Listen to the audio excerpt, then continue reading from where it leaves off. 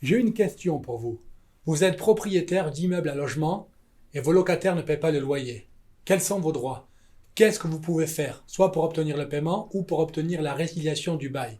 C'est à ces questions que je me propose de répondre dans cette vidéo que je vous recommande de regarder jusqu'au bout. Allez, c'est parti! Bonjour à tous, maître Julien Bérard du cabinet Bérard Avocat. Alors aujourd'hui pour cette vidéo, nous allons traiter de la résiliation du bail à logement en cas de défaut de paiement. Alors, comment faire pour obtenir la résiliation du bail lorsque votre locataire ne vous paie pas? Deux possibilités. Soit parce que le locataire a un retard depuis plus de 3 semaines, soit parce qu'il est en retard fréquemment dans le paiement du loyer. C'est l'article 1971 du Code civil du Québec qui en dispose. Alors, premier cas de figure, le retard depuis 3 semaines. Le loyer est dû le 1er du mois, vous êtes le 21, vous n'avez toujours pas reçu le paiement du loyer. Vous pouvez introduire une demande à la régie du logement, anciennement la régie, maintenant c'est le tribunal administratif du logement, pour demander le paiement et la résiliation du bail. Le locataire n'a pas de défense car son obligation est de payer le loyer. S'il veut justifier le non-paiement du loyer pour une quelconque raison, il doit introduire une demande à son tour et demander la réunion des dossiers. S'il ne le fait pas, le juge administratif l'écoutera poliment et rendra une décision en résiliation de bail. Deuxième situation, les retards fréquents.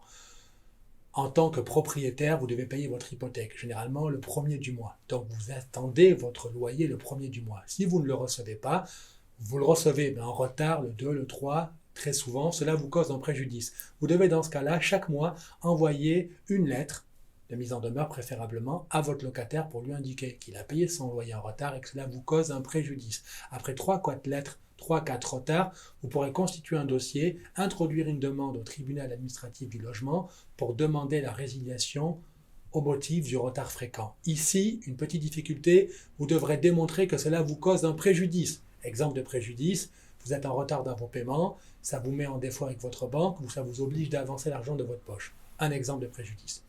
Dans les deux cas, je reviens en arrière, pour ce cas-là, précisément, le juge pourrait décider de ne pas accorder la demande de résiliation de bail. Dans ce cas-là, demandez une ordonnance de paiement. C'est-à-dire que le juge va prendre acte de votre préjudice. À ce stade-ci, il ne va pas ordonner la résiliation, mais ordonner une ordonnance de paiement qui va obliger le locataire à payer tous les premiers du mois. Et si cette ordonnance n'est pas respectée, à ce moment-là, le locataire est en défaut de plaider et la fois d'après, vous obtiendrez la résiliation du bail.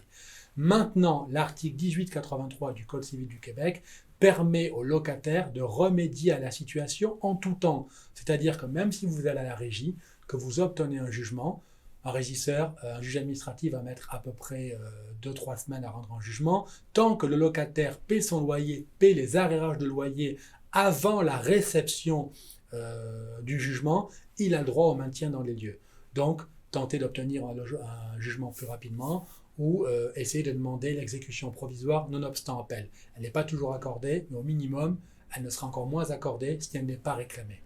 Voilà comment faire pour obtenir la résiliation d'un bail en cas de défaut de paiement de votre ou de vos locataires. Si vous avez aimé cette vidéo, je vous encourage à cliquer sur le pouce. Si vous n'êtes pas encore abonné à la chaîne Bérard Avocat, vous pouvez le faire dès à présent en cliquant sur la bannière qui va apparaître en bas. Enfin, si vous souhaitez être tenu informé de mes prochaines vidéos, je vous recommande de cliquer sur la cloche. Si vous avez des questions, des interrogations, si vous êtes un propriétaire de logement, n'hésitez pas à me contacter, il me fera plaisir de répondre à vos questions. Et en attendant, je vous souhaite à toutes et à tous une excellente journée.